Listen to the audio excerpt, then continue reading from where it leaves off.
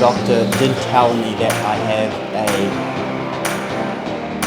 Right, I finally have some updates on my heart stuff. I've heard basically all the results back I can get back as of right now. So, on July 1st, I did my stress test at the hospital and I filmed a lot of stuff, so this is what happened during my stress test.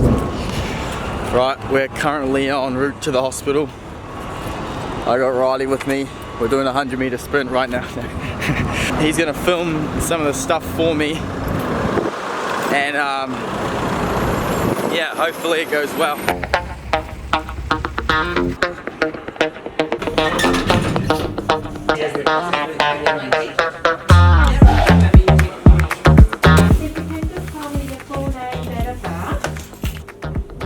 So they wouldn't let me film in the stress test room, which was annoying, and they also wouldn't let Riley in to film, so I didn't get any footage of me actually doing the stress test, which is super annoying. I don't know why they didn't let me, but I did get a photo of me with the stuff on and a couple of videos after.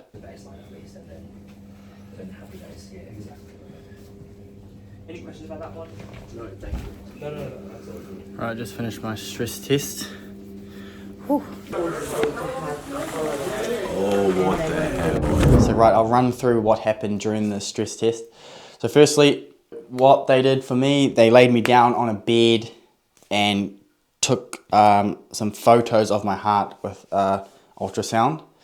So they would make me breathe in, breathe out, hold my breath, and then I'll take the photos with the little ultrasound tool. Took photos before, took about 10 minutes, and they put me straight on the treadmill, hooked up to all the ECG scanners and stuff. And then they started off basically at a walk, and they would do 3-minute intervals, each 3 minutes getting faster, and they would increase the incline as well. And I lasted 6.5 intervals, getting faster as I went on. My heart rate did go up to 198 beats per minute during the test, which is probably like a max for me, what I've seen on my watch.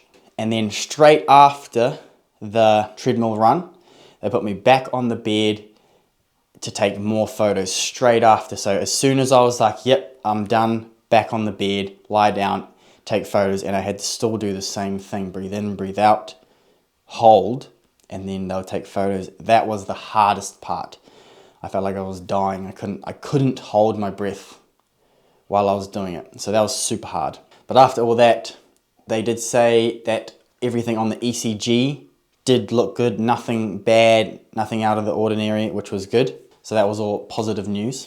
Then after the stress test, the next day, I went into CrossFit and I did a workout. You guys are probably like, why did you do that? I just wanted to test how I felt during like a simple workout, nothing too crazy, just to see how my body felt while working out with some weights and on some machines. So I did 10 sets, 1K bike erg, 20 feed sack squats, rest 1 minute. And I actually felt all right. I felt like I was just doing a normal workout and I was a little bit unfit. Nothing crazy happened, no chest pain, no dizziness, or like felt like I was gonna faint or anything, which was good. So I did that.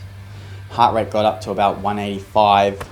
Went to my watch. So I did that, and a couple days later I did another workout, which was a 30-minute zone 2 run test to see where my running was at. So previously I had done like a 30-minute run, 30-minute zone 2 run before Torian, and I was running like a 5:10 pace per kilometer at about 155 beats per minute. My zone 2 heart rate is 145 to 155. Yeah, so this is what happened during my zone 2 30-minute run. I'm currently off to the track with Mans. She's gonna do her running, and I'm gonna test my 10K peep.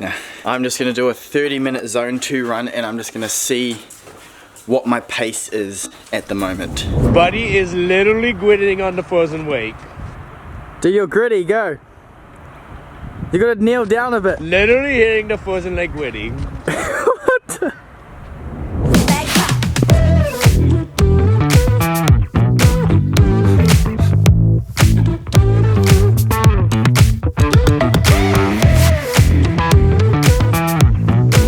Right, warmed up. Nani's still doing her lizard stuff. I'm gonna start my 30 minutes now, and I'll bring my phone with me so I can show you guys what's happening along with 30 minutes. Just started. 30 minutes, here we go. 1 mile in. 10 minutes 28. Heart rate, it's at 162. I'm running a freaking 16 pace. Last 5 minutes. 4Ks in. Heart rate's at 153 right now. Pace is dropping off. I finished my 30-minute run. It was pretty stupid. I ran pretty much 4.6 Ks according to my watch. Average pace was 6 minutes 33. It's terrible. My average heart rate was 153 beats per minute. I think I'll be doing a lot of zone 2 in the future to try and get that, my heart rate, not my heart rate, my like pace up and keep my heart rate down. So yeah, that's it for the track session. So yeah, the run didn't go that great. Had to keep stopping and stuff like that, you would have seen. A couple of days later, I got my MRI done. The next day, I did go see the cardiologist to get all my updates. I'm currently going to the hospital for the 3rd time. I had my MRI yesterday. But today I'm gonna get my results and hopefully the doctors give me the all clear. Fingers crossed. I don't know what to expect, to be honest, but I think everything should be all good. And I can pretty much start training again because it's been pretty boring, to be honest.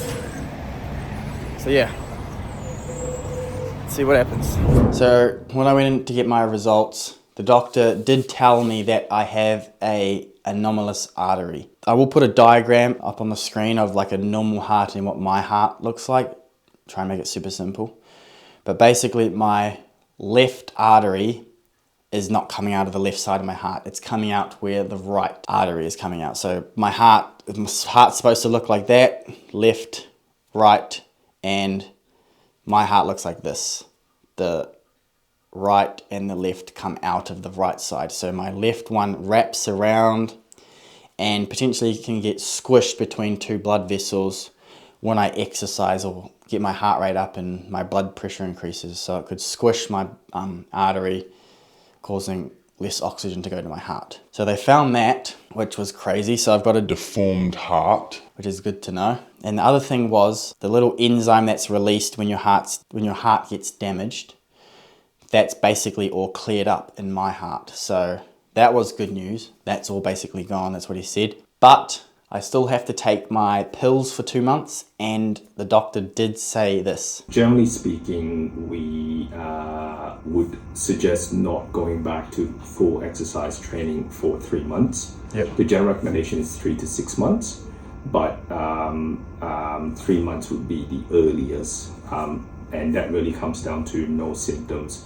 and resolution of the changes. No! God! No! So I'm not supposed to work out for or do full exercise for 2 months, which is annoying, but I am talking to a sports cardiologist hopefully soon to see if I can progressively train for Rogue, because if I stop for 2 months, I can't do Rogue as well because the qualifiers are in 2 months. So I'm talking to a sports cardiologist who works with like proper sports athletes, and they have a more idea of what I can and can't do. Other than that, everything has come back good. My heart's healing. It's still, the pills are still for the inflammation in my heart, still getting rid of that. So yeah, thank you guys for watching. If you guys have any ideas of what you want to see for the next couple of videos, if I can't train fully, let me know what you guys want to see, if it's tips and tricks or whatever, or reacting to the games or reacting to games workouts. I don't know. Because I can't train, so it's hard for me to think of ideas. I would like to put up stuff that you guys want to see. So let me know. But until then, I'll see you guys in the next video. Peace.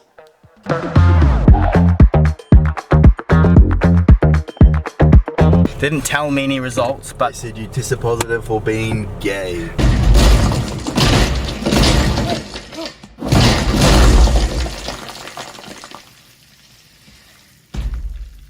Puny God.